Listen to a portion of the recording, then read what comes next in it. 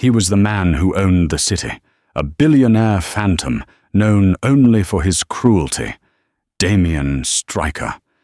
A name whispered in fear in the hallways of his own empire. The staff at his 5-star restaurant, Aura, knew the rule. When Mr. Stryker appears, you disappear. You look at the floor, you say yes, and you pray he doesn't notice you. They all obeyed. All except one. The new waitress. The one who hadn't learned to be afraid. And when she stood her ground, she didn't just break the rules, she threatened to break the man himself. Gabriel Vance hated the color beige. It was the color of her tiny, water-stained apartment walls. It was the color of the cheap instant noodles she ate most nights. And it was, agonizingly, the color of the uniform for the job she desperately needed. The uniform for Aura is bespoke, Ms. Vance, the hiring manager had said, her voice thin as a razor. It is champagne, not beige. Gabriel hadn't argued. She just clutched the heavy stock linen uniform and promised to be the best waitress they had ever seen. She had to be. The stack of medical bills for her mother's care, hidden under her mattress, was a constant, suffocating weight. Aura wasn't just a job. It was the most exclusive, highest-paying restaurant in the city, perched on the 90th floor of Stryker Tower. The tips from one night here could cover her mother's medication for a month. Her first week was a blur of brutal efficiency. She memorized the 80-page wine list. She learned the specific, near-psychotic preferences of the restaurant's clientele.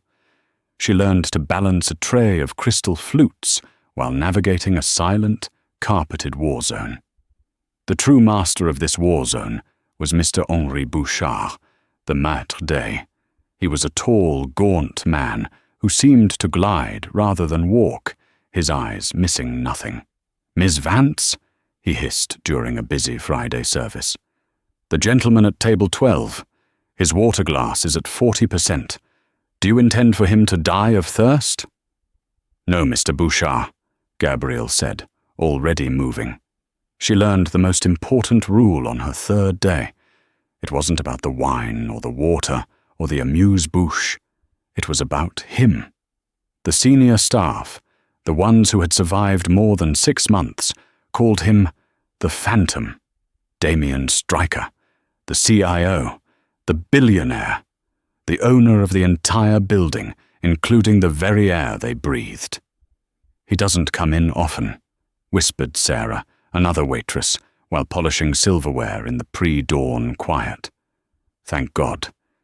But when he does, you don't make eye contact. You don't speak unless spoken to. You don't exist.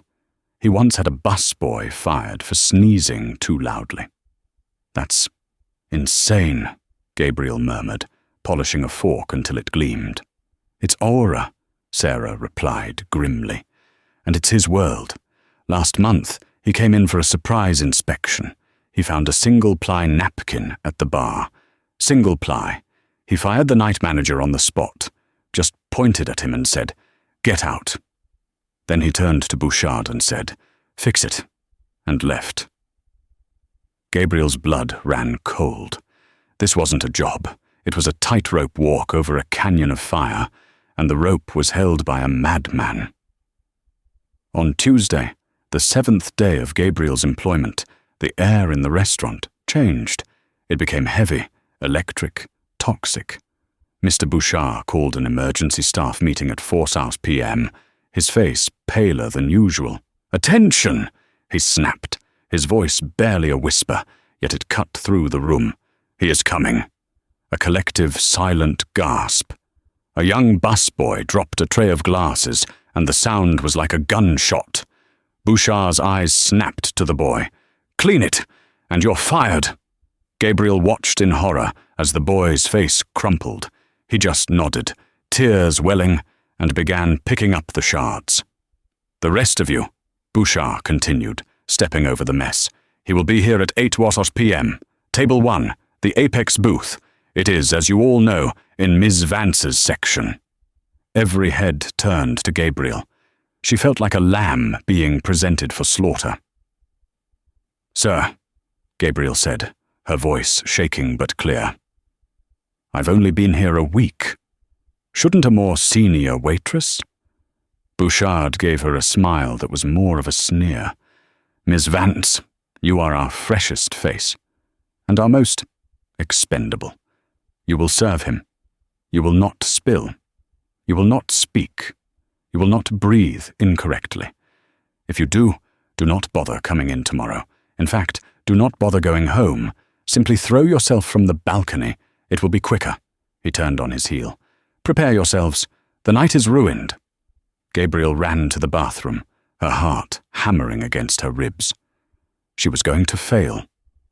She was going to be fired over a water glass or a sneeze, and her mother. She splashed cold water on her face, gripping the marble sink until her knuckles turned white. She looked at her reflection, the terrified, beige girl staring back. No, the fear was still there, cold and sharp, but something else rose with it. Anger. A hard, defiant spark. She thought about the boy who was fired for dropping a tray. She thought about her mother, who had worked her fingers to the bone her whole life with dignity. "He's just a man," she whispered to her reflection. A very rich, very cruel man, but just a man. She fixed her hair, straightened her champagne uniform, and walked out. She was no longer a terrified girl. She was a professional, and tonight she would do her job. She had no idea that her job, her life, and the entire Stryker empire were about to collide in a way no one could have predicted. At 7:59 p.m., a hush fell over Aura. The clinking of cutlery, the murmur of conversation, the distant jazz trio. It all seemed to fade into a vacuum. The heavy glass doors at the entrance slid open. He didn't walk in. He entered. Damien Stryker was not what Gabriel expected. She had pictured an older, gnarled man barking orders. The man who entered was young, perhaps 35. He was tall, dressed in a black, custom-tailored suit that looked more like armor, and he moved with the predatory grace of a panther. His face was all hard angles and cold, piercing blue eyes. He wore a Patek Philippe on his wrist, but it was his least intimidating feature. He didn't look at the staff. He didn't look at the other diners, many of whom were billionaires themselves. He simply walked toward the Apex booth, his personal assistant trailing nervously behind him. Mr. Bouchard glided forward, bowing his head. "Mr. Stryker, welcome. A pleasure to—" "Don't," Damien Stryker said. His voice was quiet, but it had the deep, gravelly texture of broken glass. "Is it ready?" "Of course, sir. Your usual. The table is perfect." Damien stopped at the table. He ran one long finger over the white linen. He inspected it for a moment, then looked at Bouchard. "Perfect?" Bouchard blanched. "Sir? There is a—" Damien paused. "A molecule of something. Dust? Skin? I don't care. Change the entire cloth. Yes, Mr. Stryker. At once." Bouchard snapped his fingers, and 2 bus boys scrambled, replacing the entire setting in under 30 seconds. Gabriel watched from her station, her tray held steady. He hadn't seen her yet. He was in her section. Her problem. Damien sat. His assistant handed him a tablet, and he immediately began tapping at it, his face illuminated by the blue glow. Gabriel took a deep breath, grabbed the custom-bottled Stryker-branded mineral water, chilled to exactly 4 degrees Celsius, and approached. "Good evening, sir," she said, her voice smooth and professional. "May I offer you some water?" Damien didn't look up. He just waved a dismissive hand. Gabriel poured the water. Her hand, to her eternal pride, was perfectly steady. "I'll be taking care of you this evening," she continued. "My name is Gabriel." He still didn't look up. I don't care. The words hit her like a slap. She saw Sarah, at the next station, wince. The kitchen has prepared the seared scallops with truffle essence as you requested, sir. And Chef Pierre has a— Stop talking, he said, his eyes still glued to the screen. You are distracting. The sound of your voice is thin. Get me a scotch, Lagavulin 25, and don't let the bartender ruin it. Gabriel's jaw tightened. Yes, sir. She retrieved the scotch, which cost more than her monthly rent. She placed it on the table. He finally looked up. His eyes met hers. It wasn't a glance. It was an assessment, a cold, brutal inventory. He looked at her, then at the glass. He picked it up, swirled it, and sniffed. This is the 16, he said, his voice flat. Sir, this, he said, pushing the glass toward her, is the Lagavulin 16. It's smoky, peaty, and common. I asked for the 25. The 25 has notes of sherry, dried fruit, and a distinct lack of the campfire smoke you've just served me. Are you incompetent or just illiterate? Gabriel felt the blood drain from her face, then rush back with a hot, burning anger. Bouchard was already halfway to the table, his face a mask of pure terror. Gabriel, Bouchard hissed. Apologize to Mr. Stryker. Gabriel ignored Bouchard. She looked directly at Damien Stryker. Sir, she said, her voice dropping to a low, cold level that matched his. I apologize. I personally retrieved the bottle from the high-security liquor cabinet.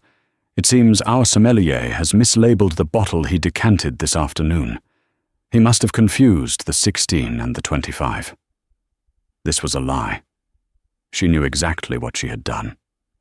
The 25 was locked by Bouchard, and he hadn't given her the key. He had set her up. Stryker's eyes narrowed. He was being challenged. So, you're blaming a ghost, he said. How convenient. What's next? The wine list is haunted. The wine list, Gabriel said, her training kicking in, is one of the finest in the country. Though I must admit, I was surprised to see the 92 Screaming Eagle on page 4. It's a bold choice, but connoisseurs might say it's past its prime. Perhaps a younger, more vibrant vintage would better suit the modern palate you're curating. Silence. Utter, deafening silence. Even Damien Stryker, the man who owned the building, looked surprised. He had expected her to cry, to beg, to be fired. He had not expected a critique of his multi-million-dollar wine cellar. He leaned forward. You're new. A week, sir, Gabriel said. And in that week, you've managed to become an expert on my cellar, my scotch, and apparently my modern palate. I am an expert on my job, sir, which includes knowing the product. He stared at her for a long, agonizing moment. Gabriel's heart was trying to escape her chest. This was it. She was done. Damien Stryker leaned back. A slow, cold, and utterly terrifying smile spread across his face. It didn't reach his eyes. Bouchard, he called out, his voice resonating through the silent dining room. Bouchard was at his side in an instant. Yes, Mr. Stryker. Sir? I am so sorry for her. Fire her, Damien said, picking up his tablet again. Gabriel's stomach dropped. That was it. But first, Stryker added, not looking up, bring me the actual Lagavulin 25, and tell Chef Pierre he can begin. Apparently, I am hungry. Bouchard looked at Damien, then at Gabriel. His face was a twisted mask of rage and relief. You! He spat at Gabriel, grabbing her by the arm and yanking her away from the table, back toward the kitchen. You are finished. The heavy soundproof door of the kitchen swung shut, cutting off the opulent silence of the dining room. The clatter and heat of the kitchen hit Gabriel like a physical blow. Are you insane? Bouchard's voice was a low, venomous hiss, his fingers digging into her arm. Do you have a death wish? You spoke to him. You corrected him. You insulted his wine list." "He was wrong about the scotch," Gabriel said, her voice trembling despite her best efforts. "And you knew the 25 was locked." "Silence!" Bouchard shoved her against a stainless steel counter.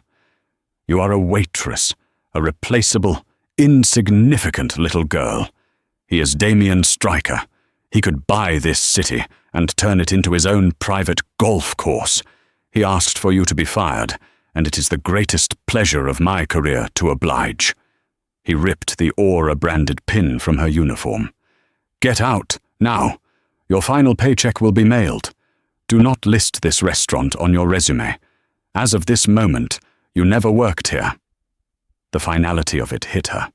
The desperation she had held at bay for a week flooded back, cold and sickening. Her mother's bills. The rent. "Mr. Bouchard, please," she whispered. "I need this job." "Then you should have learned to grovel," he sneered. "Like the rest of us." He turned and composed himself, straightening his tie, smoothing his hair, and plastering on his professional mask before pushing back through the doors to serve his master. Gabriel stood there for a moment, the heat of the ovens on her back, the noise of the kitchen fading. She was invisible. She walked to the staff lockers, her body numb. She changed out of the champagne uniform and back into her own beige clothes. She walked out the staff exit, into the cold night air and the alley that smelled of old truffle oil and failure. She didn't cry. Not yet. She just walked the 60 blocks home as the first few drops of a cold rain began to fall. She had $42.50 to her name. She had failed. She spent the next day in a fog of self-loathing and despair. She called her mother, forcing a cheerful tone, lying about a bonus and a few days off. She applied for jobs at coffee shops, diners and bars, anywhere that would hire her. No one called back. She felt the shadow of Damien Stryker's name, a black mark she couldn't erase. On Wednesday morning, her ancient flip phone buzzed, a number she didn't recognize, a downtown exchange. "Hello?" she answered, her voice hoarse. "Is this Gabriel Vance?" The voice was female, crisp and professional. "Yes. Who is this?" "My name is Genevieve. I am the executive assistant to Mr. Damien Stryker. Mr. Stryker requests your presence at the corporate headquarters of Stryker Enterprises today at 2 p.m. Gabriel's blood turned to ice. "Requests my presence?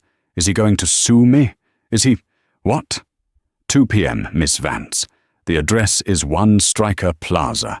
Do not be late." The line clicked dead. Gabriel stared at the phone. This was it. The final blow. He wasn't content with firing her. Now he was going to humiliate her, or worse, have her sign an NDA or threaten her family. She looked at the eviction notice she'd hidden under a magnet. She looked at her mother's photo. "I have nothing left to lose," she muttered. She put on the only decent blazer she owned, a threadbare black one from a thrift store, and took the subway to the most powerful address in the city. Stryker Enterprises was not a building. It was a monument to power. A sheer black glass spire piercing the clouds. The lobby was a cathedral of Italian marble and silent, intimidating art. "Gabriel Vance, for Mr. Stryker," she told the receptionist, who looked like a supermodel carved from ice. The receptionist's eyes flickered, unimpressed by Gabriel's blazer. "1 moment," she typed, and her eyes widened just a fraction. "Oh, you're Ms. Vance. Mr. Stryker is waiting. 100th floor. Private elevator."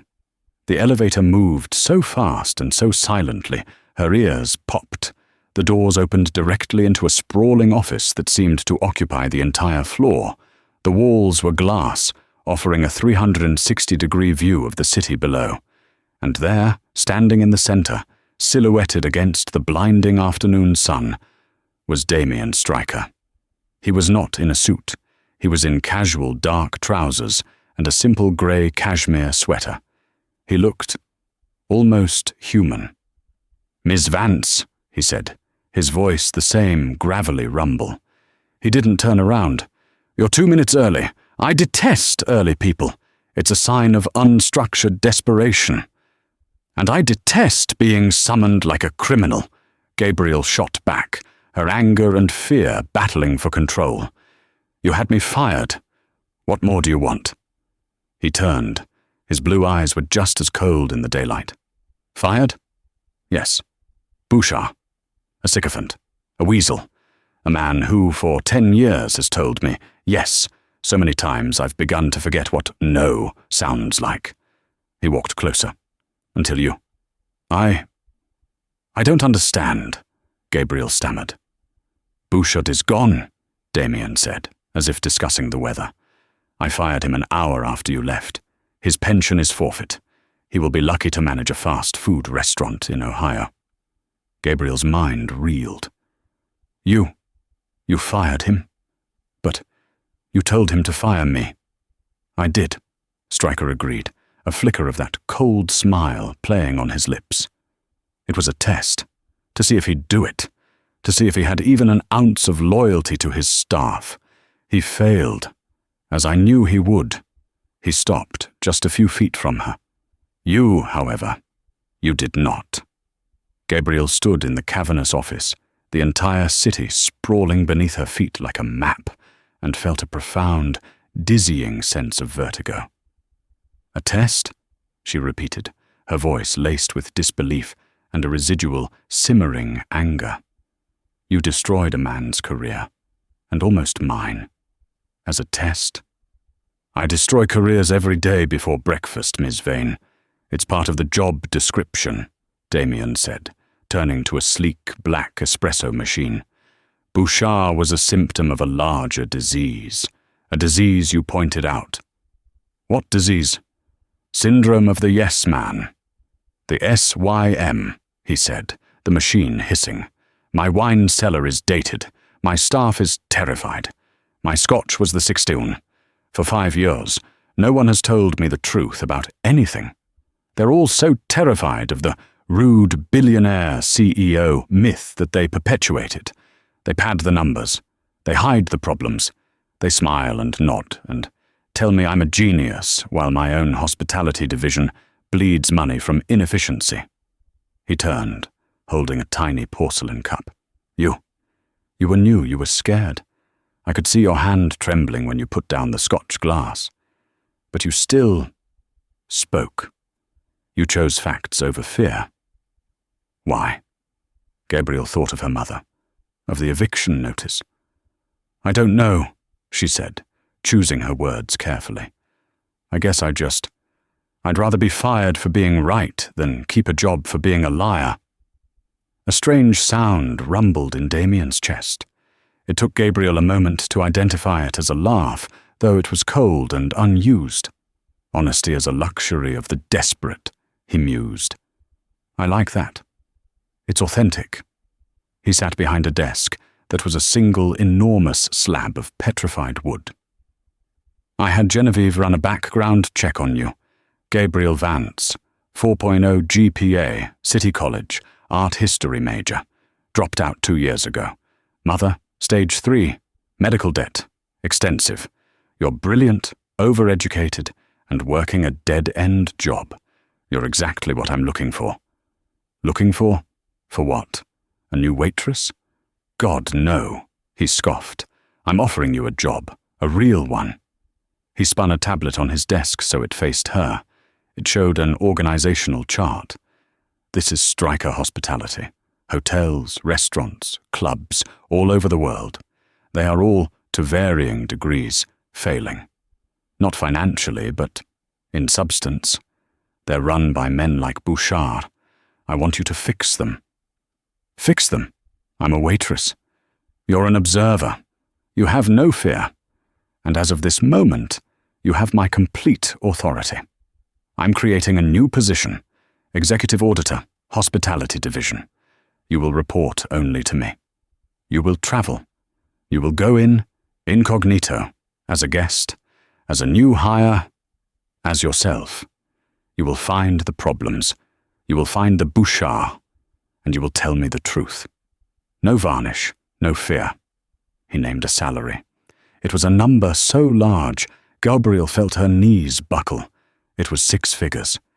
It was life-changing. It was her mother's medical bills, gone. It was a new apartment. It was a future. "Why me?" she whispered, the one question that still burned. "Because," Damien said, his eyes locking onto hers, "everyone I know is bought. Everyone has an angle. You're a blank slate, and you're not impressed by me.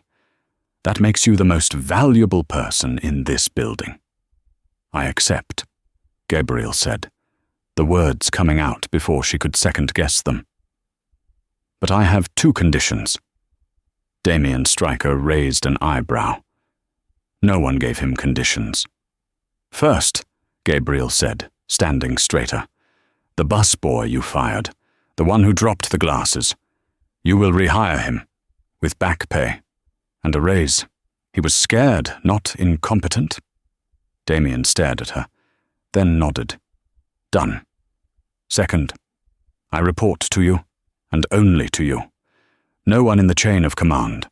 No one else sees my reports until I say they are ready." "That was already the offer, Miss Vance," he said, a flicker of respect in his cold eyes. "Welcome to Stryker Enterprises. You start Monday. Genevieve will arrange your life." As Gabriel turned to leave, her head spinning, he spoke one last time. "And Miss Vance?" "Yes, Mr. Stryker?" "Buy a new blazer. Use the company card." The first 3 months were a whirlwind. Gabriel Vance, the waitress, vanished. In her place, E. Vance, executive auditor, emerged. She was flown first class to Stryker hotels in London, Paris, and Dubai.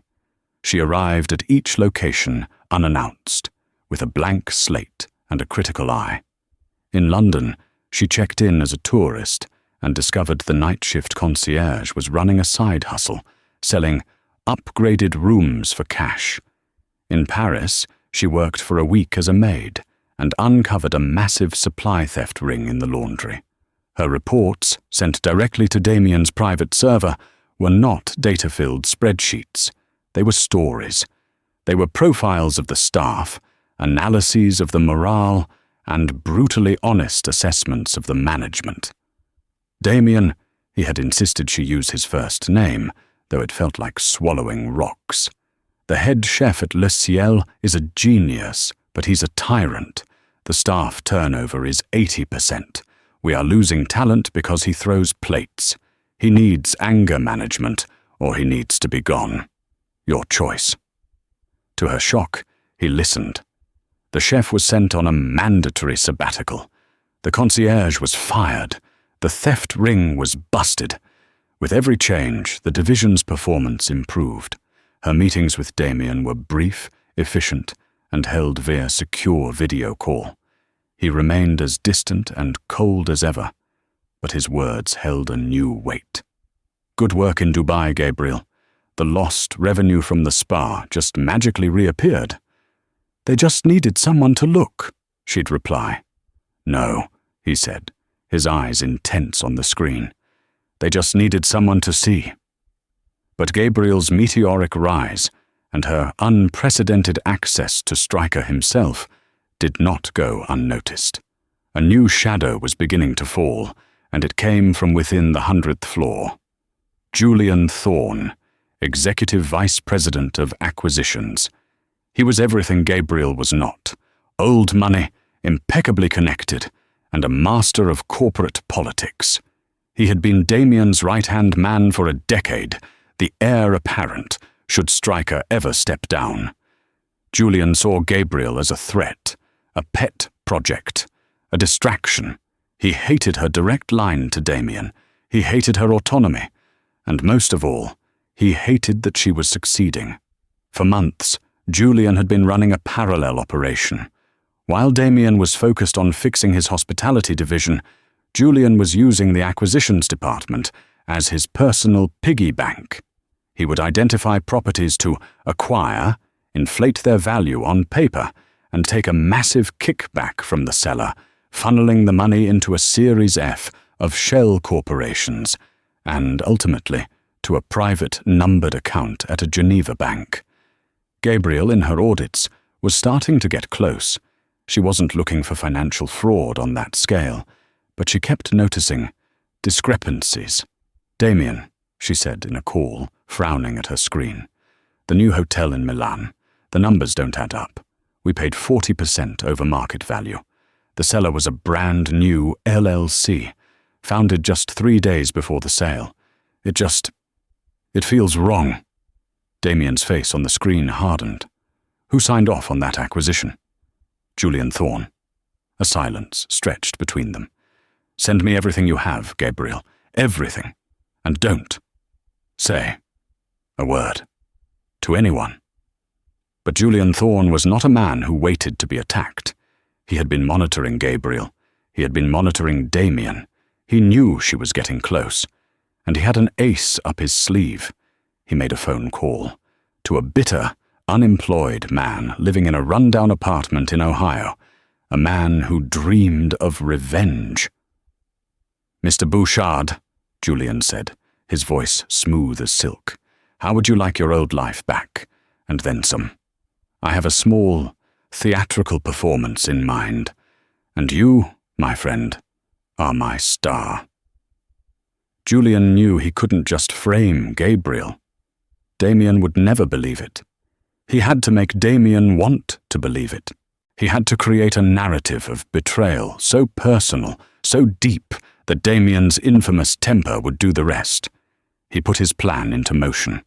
He would use Gabriel's own diligence against her. He would let her find the fraud. He would let her gather the evidence. And then, at the last second, he would flip the entire narrative and make her the mastermind. He just needed the perfect moment to spring the trap. The digital clock on her laptop read 3:17 a.m. Gabriel had been back from Milan for less than 12 hours, and she hadn't slept. Her apartment, once a beige prison, now felt like a command center. Her dining table was invisible under a sea of financial printouts, hotel blueprints, and encrypted hard drives. And then she found it. It wasn't a smoking gun. It was a single line of code in a deleted server log from a shell corporation in the Cayman Islands. A routing number. It was the key that unlocked the entire labyrinth. She cross-referenced it with the Milan acquisition, and the numbers finally stopped lying. The 40% overpayment on the hotel hadn't just vanished. It had been funneled, washed, and rerouted, finally landing in a high-security, numbered account at a private Geneva bank.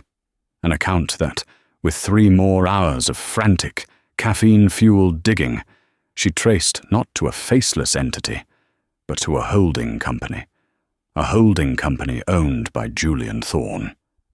She had him. She had all of it. Her hands were shaking, not from fear, but from a dizzying, terrifying surge of adrenaline and pride.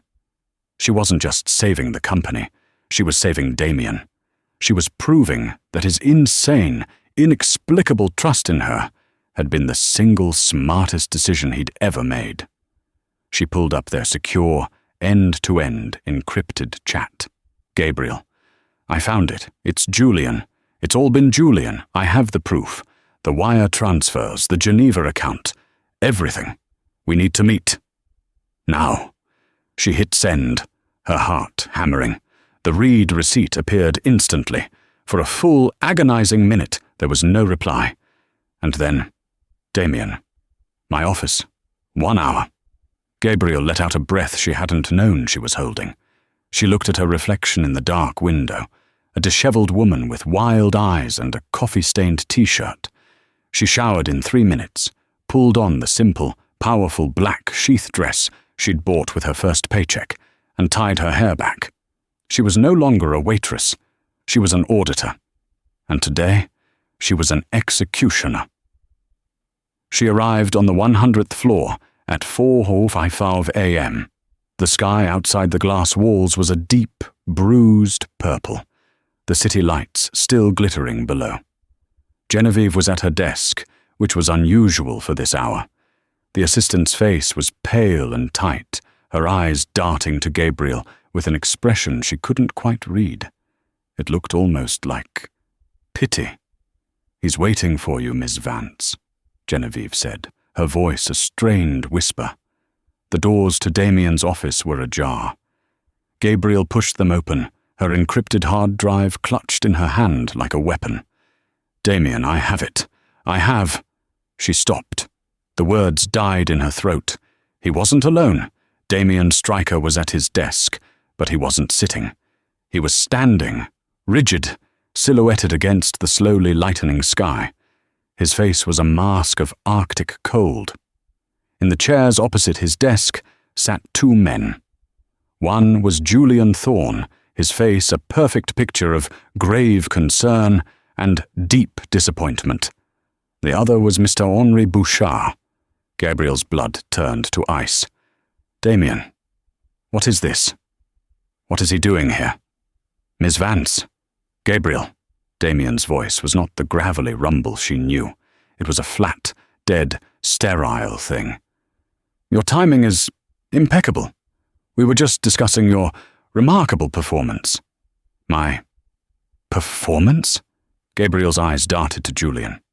"Gabriel," Julian said, his voice a silken, sorrowful baritone. I'm so sorry it's come to this. I truly am. I tried to warn Damien that you were too much, too soon, but I never imagined this." "Imagined what?" Gabriel snapped, her confusion turning to a cold, rising dread. "She's lying!" Bouchard suddenly shrieked, his voice cracking. He sprang from his chair, his face a blotchy, tear-stained mess. "She came to me, Mr. Stryker, after I was let go. She said she'd ruin me. She said she knew things. She said I could either be her inside man, or she'd make sure I never worked in this city again." "What?" Gabriel reeled back as if struck. "That's insane. Damien, he's lying. This is the man you fired for cause." "A cause you gave me, Gabriel," Damien said, his voice cutting into her. "How convenient." "Please," Julian said, standing and placing a reassuring hand on Bouchard's shaking shoulder. Let's just lay it all out. It's cleaner this way." He walked to the massive wall screen and tapped a remote. A file appeared. It was an organizational chart, but not one Gabriel had ever seen. "This, Damien, is Gabriel's real project," Julian explained, his voice that of a patient teacher. "For 3 months, she hasn't been auditing. She's been recruiting. Mr. Bouchard was just the first. She's been identifying disgruntled employees, concierges, chefs, hotel managers, and creating a shadow network, a network designed for one purpose." He clicked. A new screen appeared. Bank statements. "Siphoning," Julian said. "It's actually brilliant. She used her art history degree. She'd go into a hotel, flag a multi-million-dollar piece of art in the lobby as a cheap reproduction, and use her authority, the authority you gave her, to have it replaced. I was saving the company money," Gabriel protested, her mind racing. "I was finding legitimate pieces at auction to replace forgeries." "Were you?" Julian smiled, a sad, knowing smile. "Or were you purchasing these new pieces from a very exclusive, very private gallery? A gallery that you yourself owned through a shell corporation?" He clicked again. "A wire transfer. You were buying your own paintings, Gabriel, with Stryker money, at a 1,000% markup. No, that's not true." "And when I started getting close to the Milan deal," Julian continued, his voice hardening, "you panicking. You knew I'd find the discrepancies. So you decided to do what all cornered animals do. You decided to attack. You decided to frame me. I decided, Gabriel laughed, a sharp, hysterical sound. I have the proof, right here. She held up the hard drive. It's you, Julian. The Geneva account, the routing number. It's all you. The Geneva account, Damien repeated, his voice dangerously soft. He finally moved, walking from behind his desk. He took the hard drive from her numb fingers. Yes. We've been reviewing your report. He gestured to the screen, and Gabriel's world fell apart. It was her report, her files, her analysis, but it was twisted, horrifyingly wrong. Her analysis of the Milan deal was there, but it was recontextualized as a proposal. It looked like she was the one who had identified the crooked seller. She was the one who had pushed the 40% overpayment, and she was the one who had approved the final transfer. And then, the final image. The wire transfer to the Geneva bank. The account holder name, clear as day. E. Vance Holdings, LLC. I don't have an LLC, Gabrielle whispered, the air leaving her lungs. That's not me. That's been faked. It's photoshopped. We thought of that, Julian said, almost gently. You're a brilliant girl, Gabriel, but you're not a hacker. This is high-level digital forgery. We pulled the server logs from the bank in Geneva, the transfers, the account creation.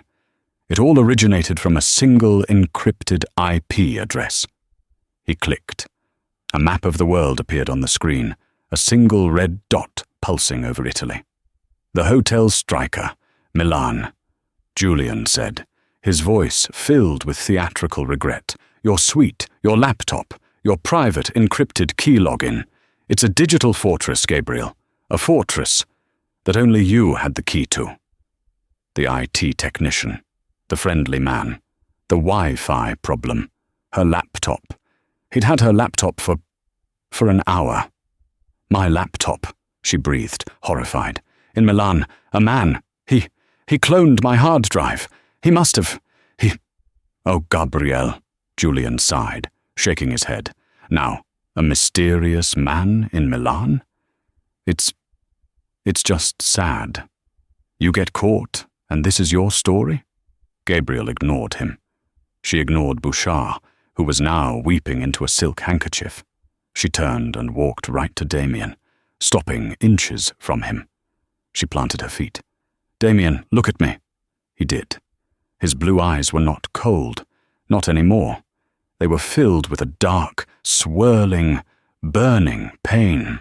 The pain of a man watching his last hope burn to the ground. You know me, she said, her voice low, shaking but fierce. You hired me because I tell the truth. You hired me because I wasn't afraid of you. I am not lying. This is him. She jabbed a finger at Julian. He is the snake. He is the one who has been bleeding you dry for years. He is using me. He is using your faith in me. The one good thing you did, as a weapon against you. He is smart. He is a master at this. But he is lying. He stared at her, searching her face. She could see the war behind his eyes, the desire to believe her, warring with the mountain of perfect evidence. I trusted you, he finally whispered, and the words broke her heart. I know, she whispered back. And I never betrayed that. You have to believe me. I brought you in, he continued, his voice a rasp, as if speaking to himself. I gave you my confidence, a thing I give to no one. I thought you were different. I thought you were the one authentic thing in this entire tower of glass. He turned away from her, a move that was more violent than a slap. But the evidence, he said, his voice hardening, is overwhelming. You used your degree. You used Bouchard's anger. You used your access. And you used me. He looked at his desk phone. He didn't press the intercom. He lifted the heavy, old-fashioned receiver, a deliberate, final act. Genevieve, he said, his voice dead. Send in security, and call Chief Harrison at the 17th Precinct. Tell him, we have a situation. Grand larceny. Embezzlement. Julian stepped forward, placing a hand on Damien's shoulder. Damien, I'm so sorry. I know this is hard. This betrayal. I'll handle the transition. I'll take care of everything. The doors opened. The two lobby security guards, men who had called her Ms. Vance and smiled at her for 3 months, entered. Their faces were impassive. Ms. Vance, you'll need to come with us. They took her arms. The touch was firm, professional. And in that moment, Gabriel's terror vanished, replaced by a sudden, white-hot, clarifying rage. She didn't struggle. She didn't look at Julian. She didn't look at Bouchard. She looked at Damien. He winked Damien. Damien, who had his back to her, froze. What? He said, without turning. When I first walked in, Gabrielle said, her voice clear and carrying, you were looking at me. You didn't see it. Julian. He looked at Bouchard, and he winked. A little, we got her signal. A little, good job, actor. Pat on the back. You're being played. She's delusional, Julian snapped, his voice a fraction too high. Get her out of here. The guards began to pull. Gabriel dug her heels in for one last second. You're not a rude billionaire, Damien, she yelled, her voice echoing in the vast, silent office. You're just a fool. A blind fool who trusts the snake in his garden just because it's been there the longest. He flinched. It was a tiny, almost imperceptible motion, a tightening of his shoulders, a sharp intake of breath. The insult, the raw truth of her accusation, had hit him harder than any plea for mercy ever could. The guards dragged her out, past Genevieve's stricken, horrified face, past the Ice Queen receptionist who was openly staring. The elevator door slid shut, and Gabriel stood between two silent men, her entire world in ashes. But she had planted a seed of doubt. He winked. In a war of perfect lies, it was the only clumsy, human truth she had left. She had to pray it was enough. Gabriel was not taken to a police station.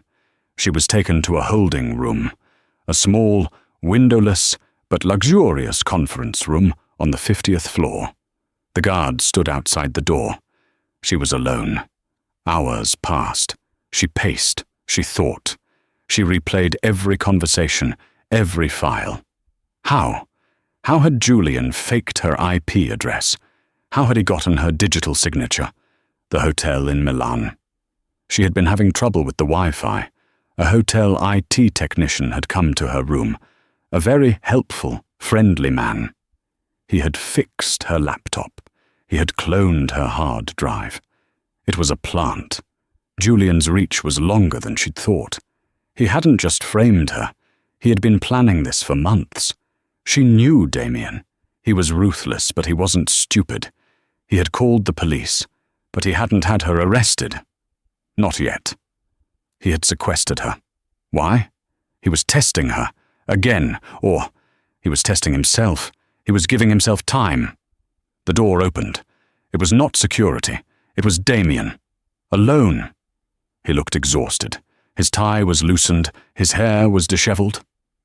They're gone, he said, his voice flat. Julian is on his way to the Striker Victory Gala to celebrate. Bouchard is probably on a flight to a non-extradition country, courtesy of Julian. So you're letting them get away? Gabriel said, her voice hard. Sit down, he ordered. I'll stand. He nodded, expecting it. The digital signature on the wire transfers. It was perfect. The IP logs were clean. The server-side evidence was flawless. Julian must have had a master hacker. And you believed it, she said. It wasn't a question. It was a condemnation. Yes, he said. For a moment, I believed it. Because it's what everyone does.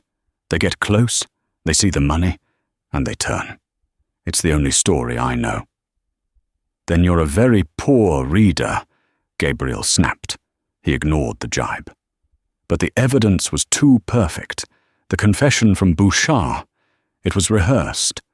And then there was you, me. You called me a blind fool, he said, a small, pained smile touching his lips. When I fired you at Aura, you called me sir. When I had you arrested, you insulted me. You're not afraid of me. You're disappointed. That's new. He stepped closer. So I stalled. I put you here, and I did what I should have done in the first place. I didn't look at the data. I looked at the people. He tossed a small black USB drive onto the conference table. What's this? Gabriel asked. While you were auditing hotels, I was auditing you. It's the full audio-video feed from my office. My security is extensive. Julian and Bouchard arrived 20 minutes before you. They thought they were warning me. He pressed a button on the wall-mounted screen. The video flickered to life. It was Damien's office, from a discreet angle. Julian and Bouchard were there. Video. Julian. Damien, I don't know how to tell you this, but she's been playing you. Her and Bouchard. It's a massive conspiracy. Video Bouchard. She's a monster, Mr. Stryker. She forced me. Then the audio cut out for 3 seconds. But the video remained. Gabriel watched as Julian, believing the audio was dead, turned to Bouchard and winked. He straightened Bouchard's tie and gave him a smug, congratulatory pat on the shoulder. Gabriel gasped. He was coaching him, the whole time. The audio glitch was me, Damien said. A silent test. Julian thought he was safe. He was arrogant. He dropped the mask. He winked. Damien turned to her. The evidence against you was a mountain, Gabriel. But the evidence against him was a single, arrogant blink of an eye. And I'll take human nature over faked data any day. So what now? Gabriel asked, her heart hammering. Now, Damien said. We're late for a party. The Stryker Victory Gala was the social event of the season. Hundreds of the city's elite were gathered in the grand ballroom of the flagship Stryker Hotel. Julian Thorne was on stage, accepting an award for Executive of the Year. And I'd like to thank the man who made it all possible, Julian was saying, his voice smooth and practiced. A man of vision, a man of integrity. Mr. Damien Stryker. The crowd applauded. Julian raised his glass. Thank you, Julian, said Damien's voice. It echoed through the ballroom, but he wasn't on stage. He was at the back, standing by the main entrance. That was quite a performance. The music stopped. A spotlight found Damien, and standing next to him, looking radiant in a simple, elegant black dress, which Genevieve had provided in the holding room, was Gabriel Vance. Julian's face went white. He could see Mr. Bouchard, who was supposed to be on a plane, standing between 2 of Damien's guards at the side of the stage. And now, Damien said, walking toward the stage, I have a new performance I'd like to share. A little behind-the-scenes footage. The massive screen behind Julian, which had been showing a montage of his achievements, flickered. It was replaced by the security feed from Damien's office. The crowd watched, confused, as Julian and Bouchard entered. They heard Julian's warning. And then they saw the wink, the smug pat, the mask drop. The ballroom was silent. As you can see, Damien said, taking the microphone from a frozen Julian, Mr. Thorne is a dedicated mentor. He was just coaching Mr. Bouchard on his lines. He turned to Gabriel. And this is Gabriel Vance. She is the woman who, in 3 months, has done what no one else could. She has saved this company, not from outside forces, but from inside. She uncovered a multi-million-dollar embezzlement scheme run by Mr. Thorne. And he was this close to convincing me she was the one responsible. He pointed to Julian. The police are waiting for you downstairs. And for your IT guy in Milan. And for the seller of that property. You see, Gabriel didn't just find the fraud. She gave me a map. And I just followed it home. Julian lunged, not for Damien, but for the exit. He was, of course, intercepted. As he was dragged off stage, he locked eyes with Gabriel. She didn't look angry. She didn't look triumphant. She just looked sorry.